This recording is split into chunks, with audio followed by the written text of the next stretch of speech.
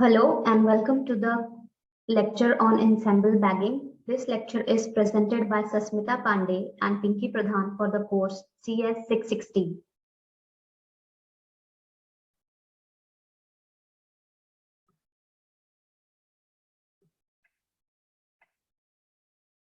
Before moving on to ensemble bagging, we must first know why we are using ensemble bagging.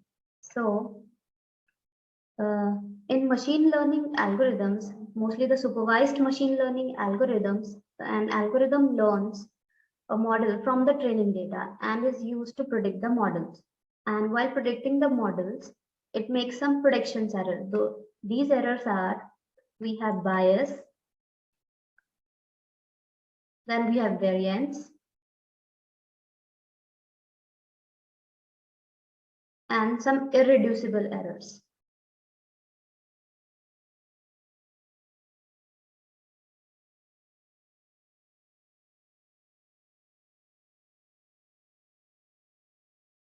The irreducible errors are called so because they cannot be reduced. And why is that so? Because they may be present in the data set that the user may not know of. Like if some unknown variables may be present in the data set which may be causing the errors, and the user may not know about it. We can try to reduce the bias and variance. So let's discuss in detail what bias and variance error are.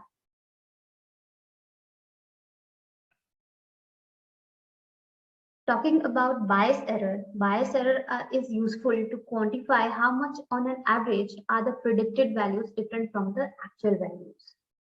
And a high bias error means we have an underperforming model which keeps on missing important trends.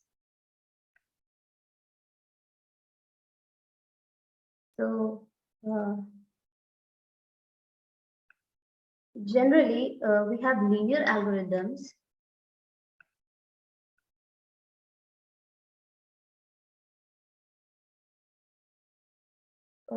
which have high bias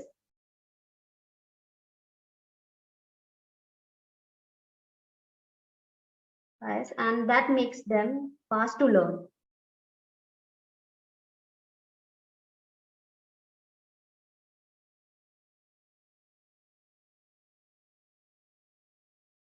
But they become less flexible.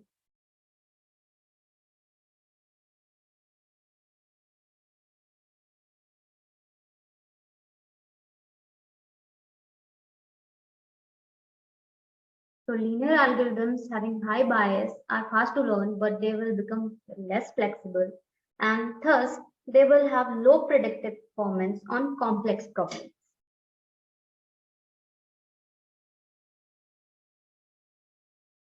The low bias models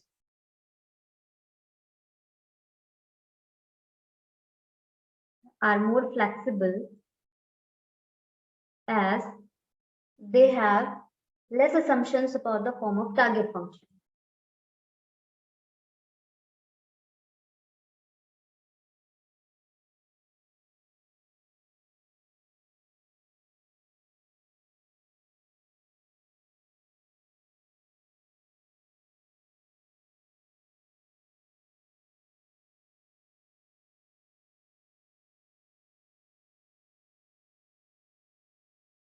And examples of such kind of models are, we have the decision trees,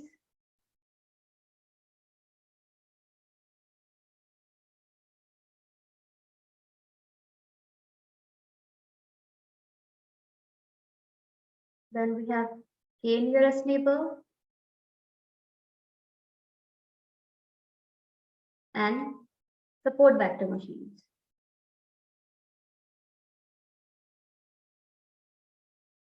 And the high bias models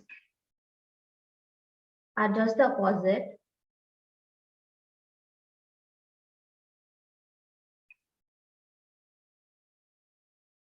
They are less flexible as discussed, and they make assumptions for the form of target functions are much more than the low bias ones. So they make more assumptions.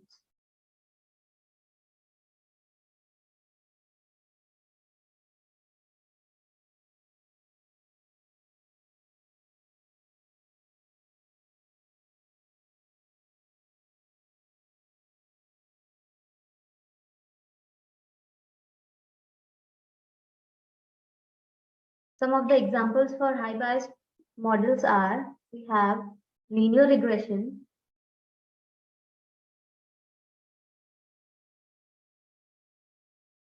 and logistic regression.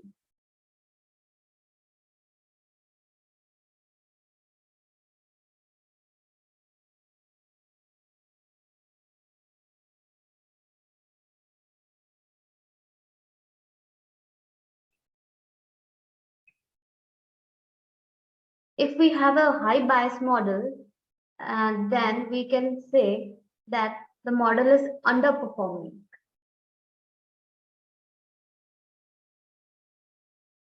That was bias. Now talking about variance. Variance quantifies how the predictions made on same observations are different from each other.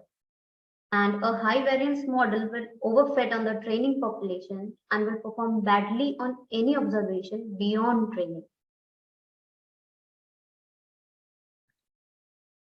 In variance, the predictions may vary with different training data sets.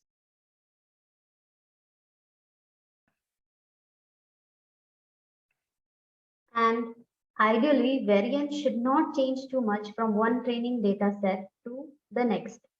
And if we talk about low variance and high variance, low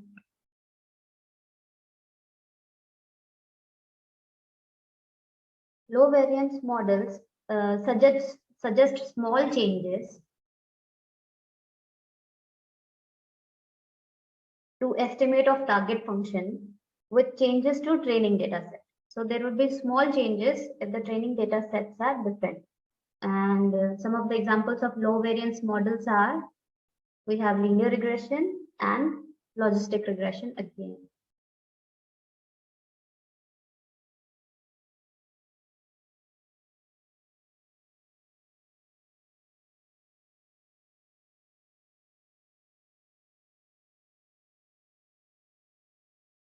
Now let's talk about high variance models.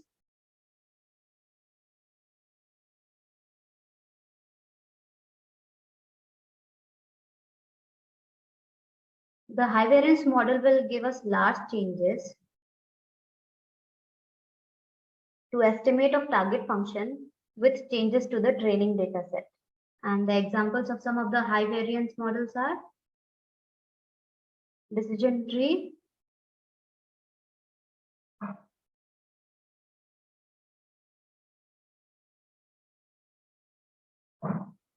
K nearest neighbor, and support vector machines.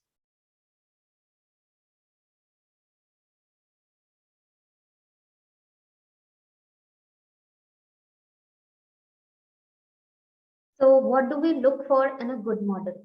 According to us, a good model should maintain a balance between these two types of errors.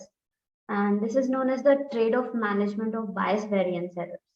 So the bias variance trade-off is about finding appropriate balance where the bias and variance are less.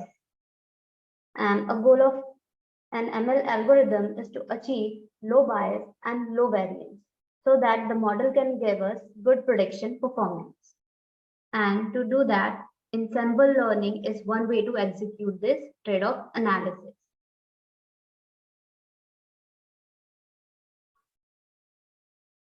Let's try to understand this better with the help of this graph.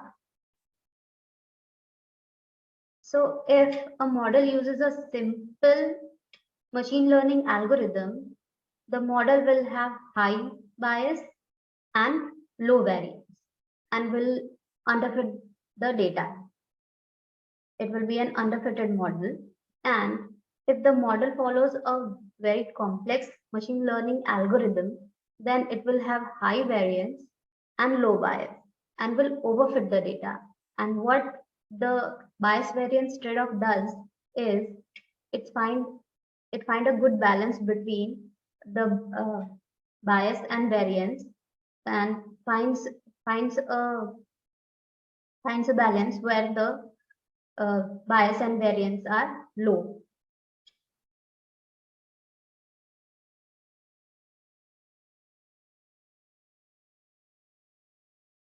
Moving on to ensemble learning. Ensemble methods are learning models which achieve the performance by combining the opinions of multiple learners. See, we are using not a single learner here, we are using multiple learners. And in doing so, we can often get away with using much simpler learners and we can still achieve a great performance. So here, instead of using a single learner, we are using multiple learners.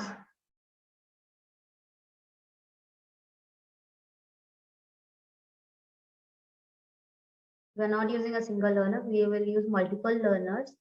And using the multiple learners, they may be very simple learners only, and we can still achieve a good performance, a great accuracy.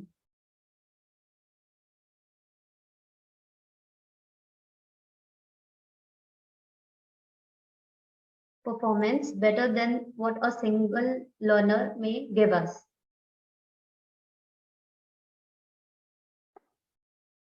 So we can say that ensemble learning is a machine learning paradigm where the multiple models, often we can call them as weak learners, they will be trained to solve the same problem and will be combined to get better results. So what are we doing here? Our goal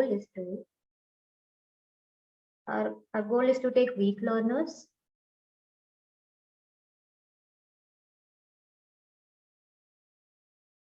and we can train them to become good learners.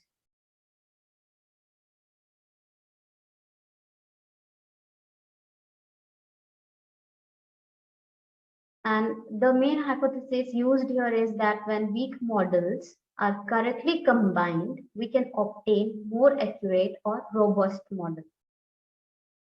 So that is it from my side. Now Pinki will take on ensemble bagging. Over to Pinki. So, hi all. So, Sasmita has already explained that what is ensemble learning is and why we use it. Okay. So here I'll be discussing about what is ensemble bagging is, and okay. So actually, ensemble learning has two methods. So one is ensemble bagging and another is ensemble boosting. So here we'll be going to focus only on ensemble bagging. So there is another method that is called random forest. So random forest is a technique that which uses ensemble bagging.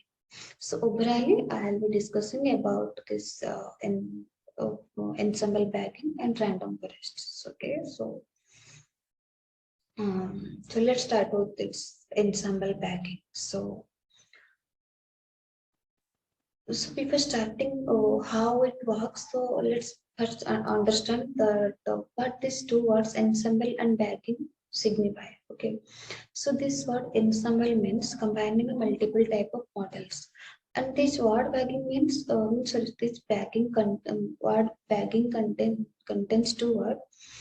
So first one is bootstrap and another is aggregations. Okay, so let's see what is this bootstrap and aggregation. So I'll see it in our next slide that what is the bootstrap and what is the aggregations. Okay, so okay.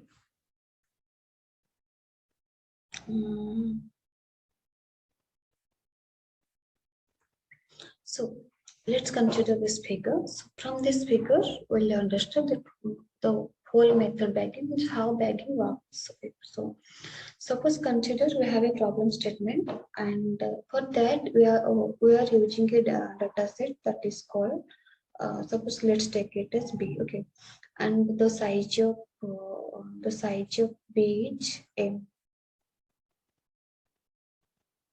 Okay, so what happens? So what we do in ensemble method, we will be creating many multiple models of base learners with respect to this particular model B. Okay, so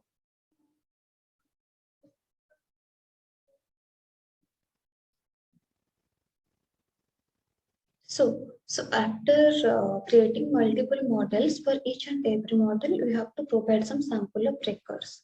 So how will you do that? So suppose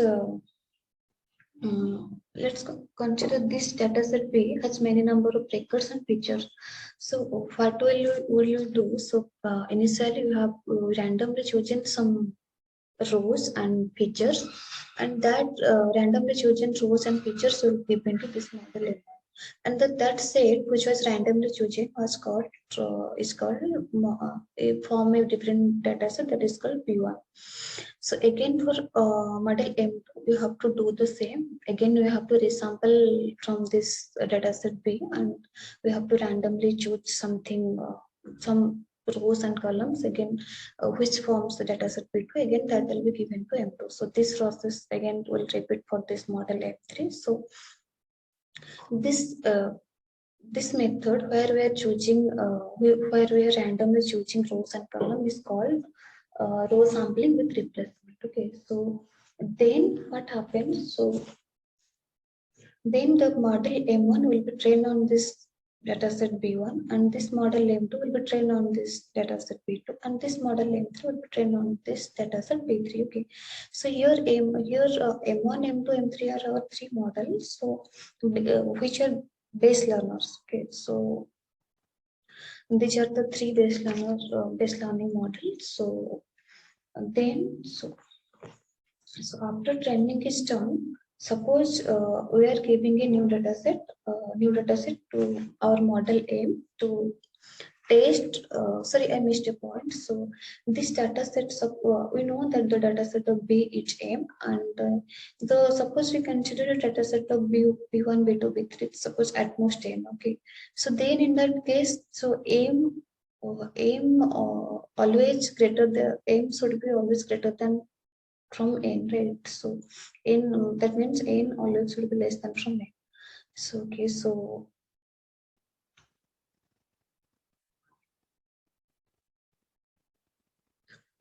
suppose we are giving a new data set to this model, testing data set to this model, and we'll see how it predicts the output. Okay, so after the data set is given to this model, what happens? So that again that row sampling with replacement, that method will be applied, and after splitting that data set into three sets, that is B1, B2, B3, then what will happen? Then again B1 will go to M1, and B2 will go to M2, and B3 will go to M3.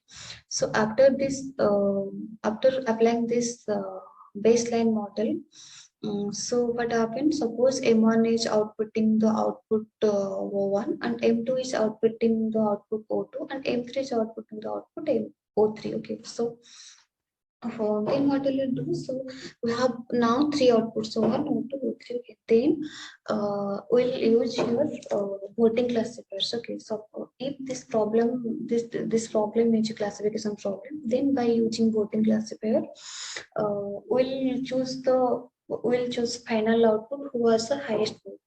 Otherwise, if this problem is a regression problem, then we'll take the mean of this that output O1, O2 with O3, or we can take median of that output O1, O2, O3, and then that median or mean will be our final output. Okay, so so here where you are using that row sampling and replacement method, so that particular part is we are called as Bootstrap.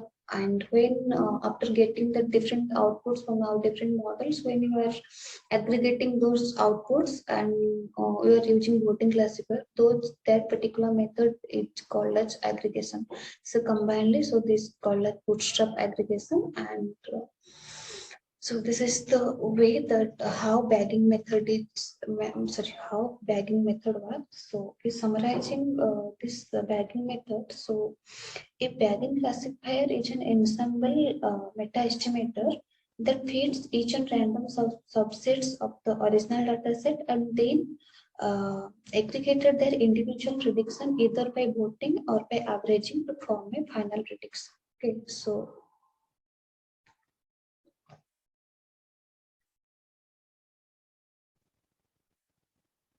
okay, so let's discuss about random forest. So what is a random forest? So random forest classifier requires basically a bagging technique.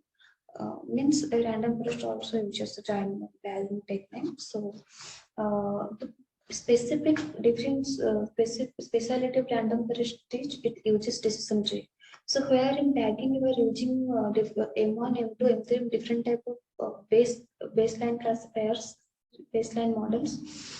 Here in the place of M1, M2, M3, you are using decision tree. Means, look at this figure. So suppose you have a data set D. Again, that we are random after randomly sampling, we got the data set D1, D2 to DK. So for each data set D1, we have a decision tree.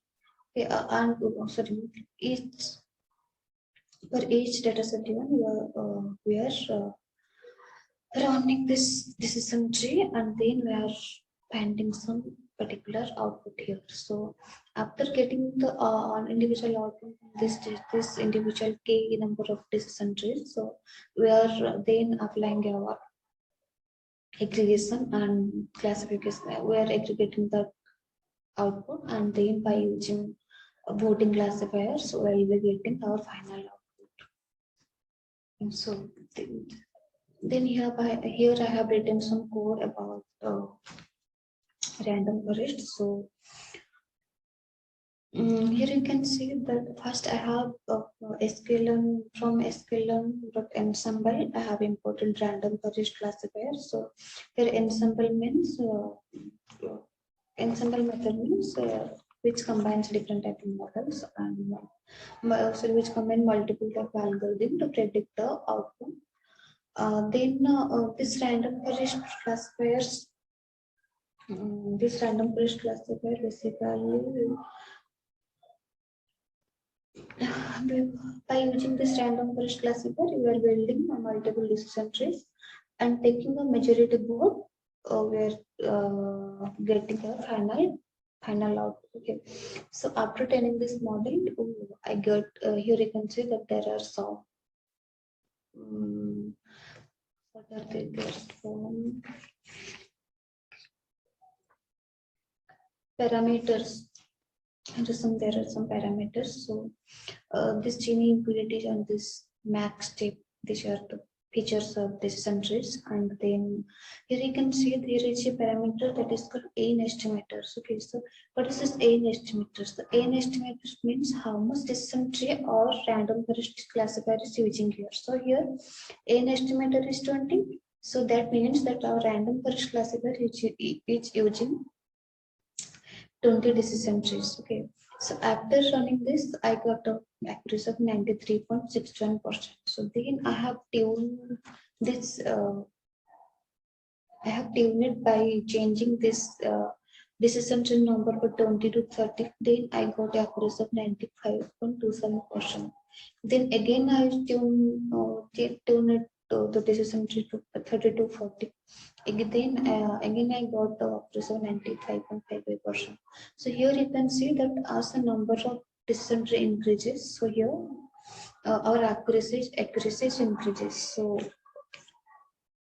as here can so in the increases in random forest classifier. So basically, but after this 40 epochs, I got no increment in this accuracy. So in random forest classifier, if you keep increasing our number of decision trees, we may get better performance, but up to some levels.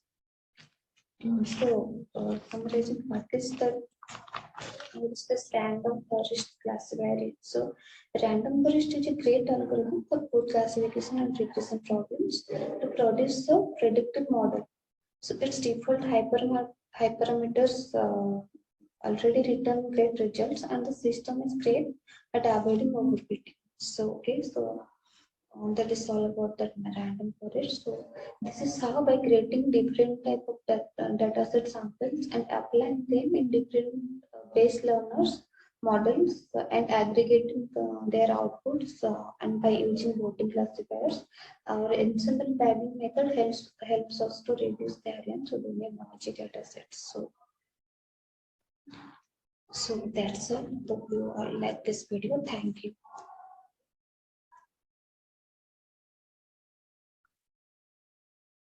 Thank you, Pinky, for explaining ensemble bagging in such a wonderful manner. Now we'll look at some advantages and disadvantages of ensemble bagging. Okay. Starting with advantages, we have first advantage is that it reduces the overfitting of a model.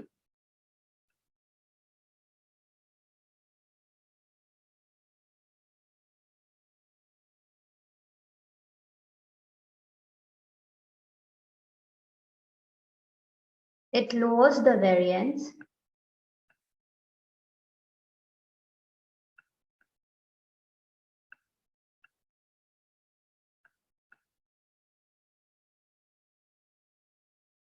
It helps to not further increase the bias.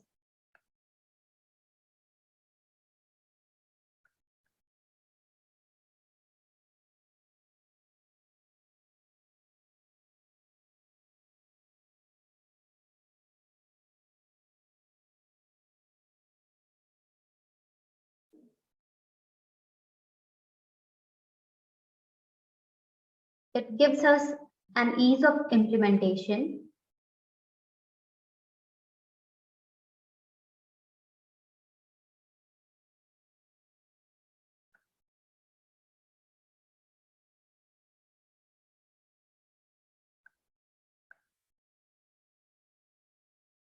It maintains accuracy for the missing data.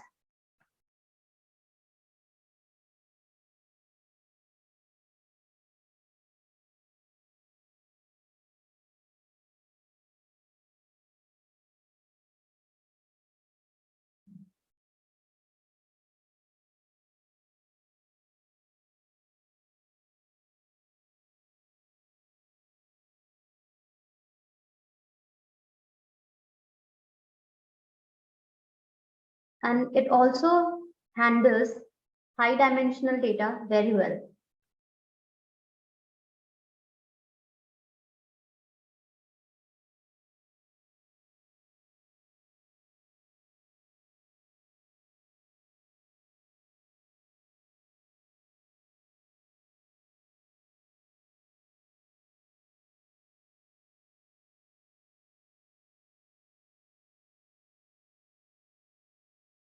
So these are some of the advantages of ensemble bagging. Now let's look at some of the disadvantages.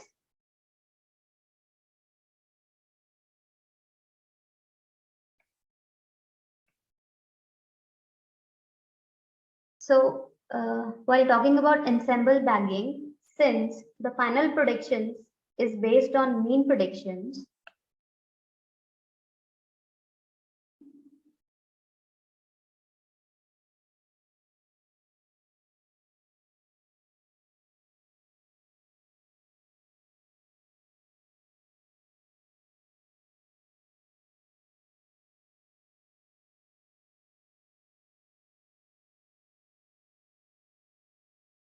final predictions based on the mean predictions from the subset tree. So it won't give precise value for classification or regression model.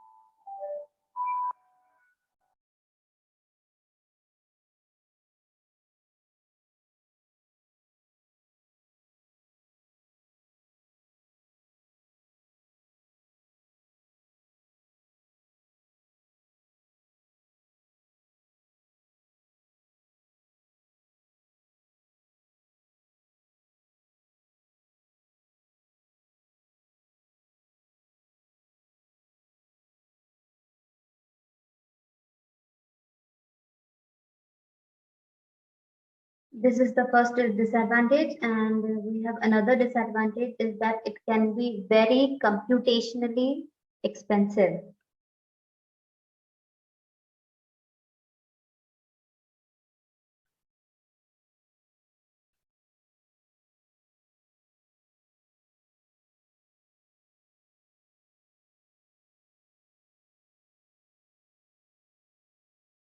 So these were some of the advantages and disadvantages. Now we'll look at some of the applications of ensemble bagging.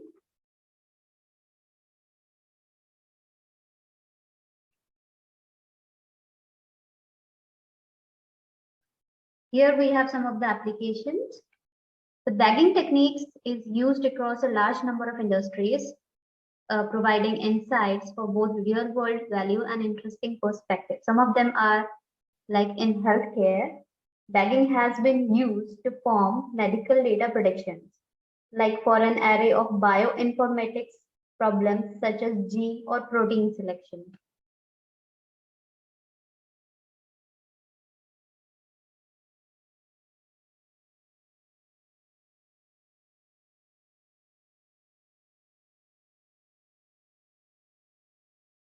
Talking about IT sector, bagging is used to improve precision and accuracy in IT systems like intrusion detection systems.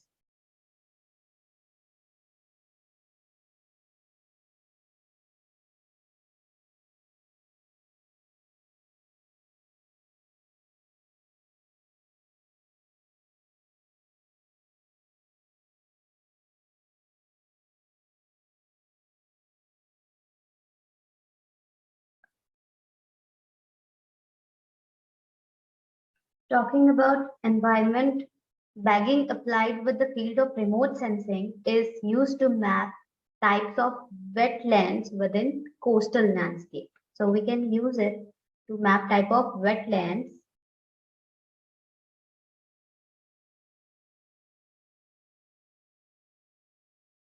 within the coastal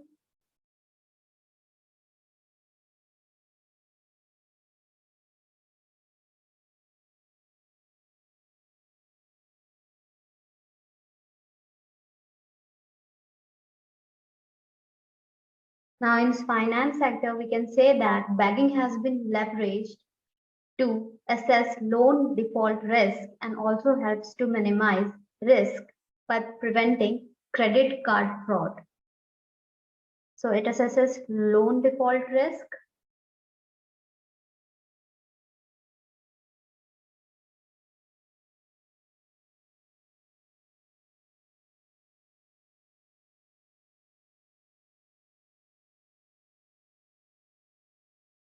and helps to minimize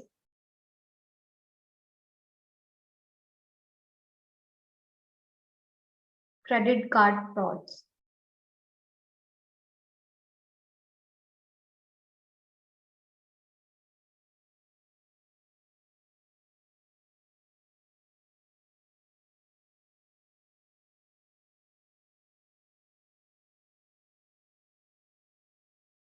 That is all from my side.